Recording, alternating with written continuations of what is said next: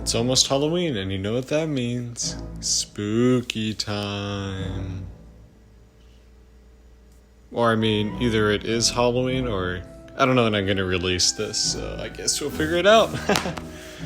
Anyways, I saw A Nightmare on Elm Street today for the very first time, actually. I've never got into that movie, even though I haven't heard great things about it, but I heard it's a classic. And I was like, well, it's Spooktober and I need to watch this movie. So that's what I did. And I gotta say, I think it holds up. It's a really good movie and I had a blast watching it. I actually don't know any of the cast names, so let me check that right now.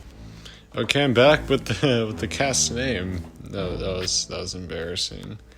By the way, spoilers in this review. That came out of nowhere, but there's gonna be spoilers. So, if you haven't seen the movie, go watch it. It's not that long. Hour and 30 minutes. Anyways, what was I talking about? Oh, the cast, yeah. Robert Englund, I think that's how you say it.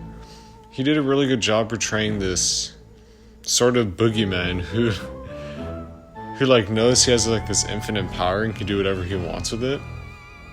And he's just like this crazy psychotic person. That was really good when portraying this villain who has like none of these standards that like even like someone like Mike Myers has. Mike Myers is a psychopath, but you don't see him like licking people and stuff like that. What? I'm your boyfriend now, Nancy. That didn't sound right. Don't take that out of context, please. And Heather Langenkamp. Heather. Wait, did I really just say Heather?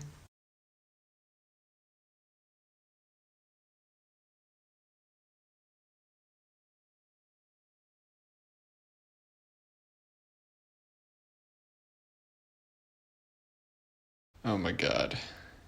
I'm an idiot. Anyways, she did a really good job playing Nancy. I feel like her role was believable, and I actually liked how she portrayed like a strong lead.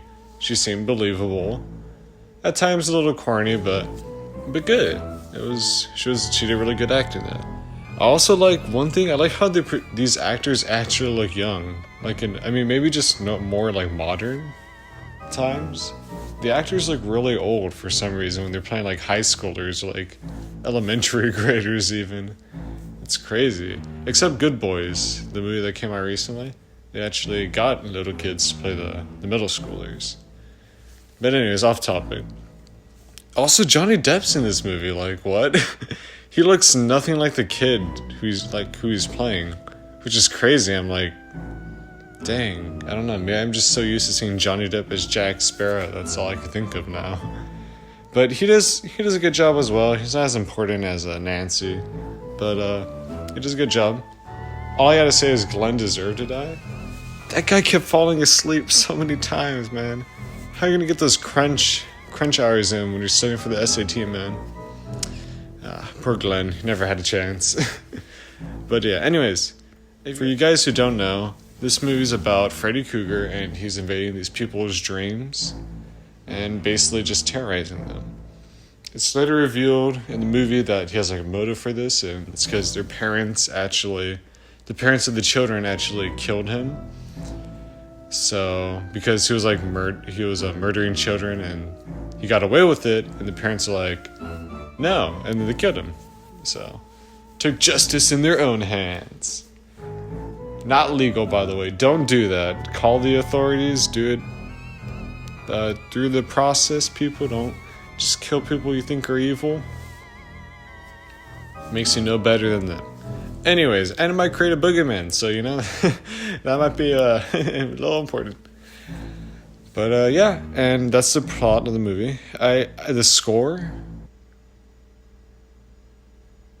I'm kind of scared because I'm home alone recording this right now, and I just watched Nightmare on Elm Street. I'm just looking out my window like, what? Is there someone watching me?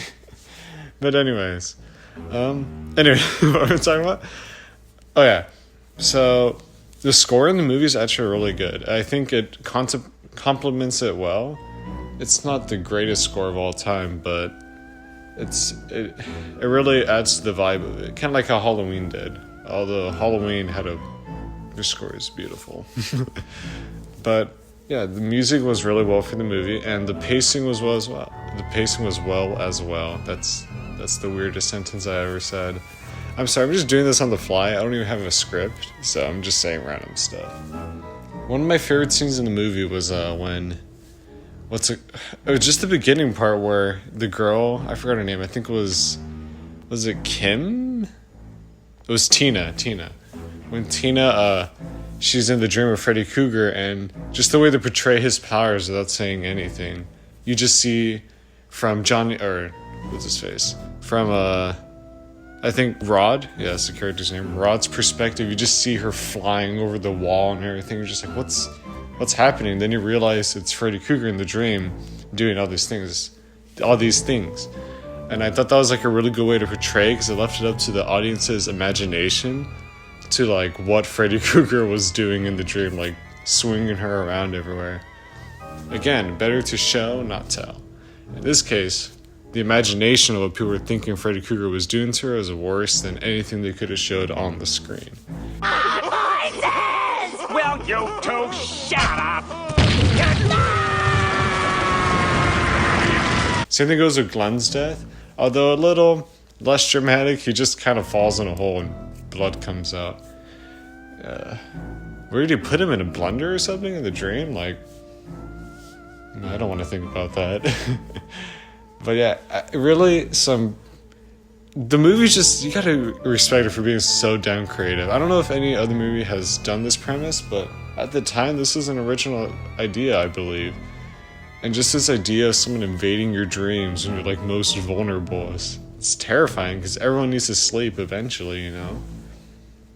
And I think the director does a good job of like emphasizing the fear of sleep in this movie, like with the actor, with Nancy staying up all night and like having these gray hairs showing the stress she's dealing with the situation because of this lack of sleep.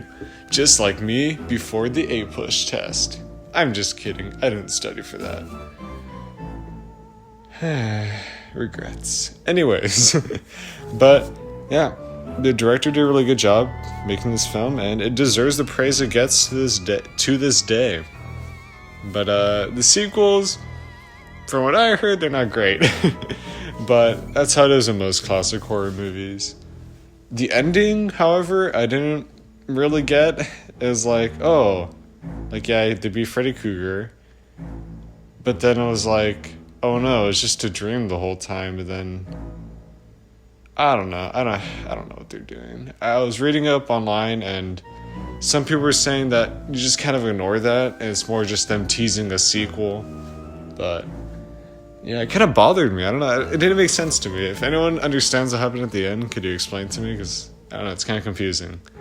But yeah, overall the movie was good, and I would recommend to watch it on your spooky Halloween if you haven't, or rewatch it, and maybe pick up some things you haven't noticed the first time. Say right. Okay, bye. This is the review. I hope you liked. Bye.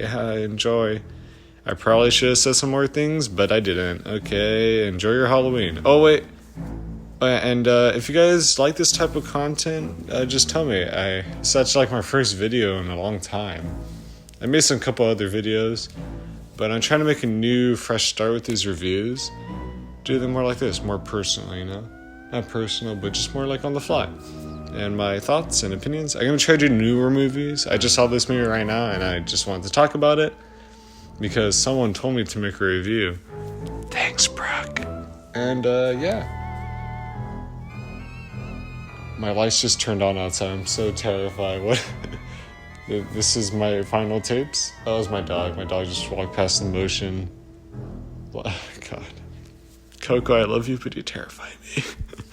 Okay, guys. Have a happy Halloween, and I hope you liked the video. Bye.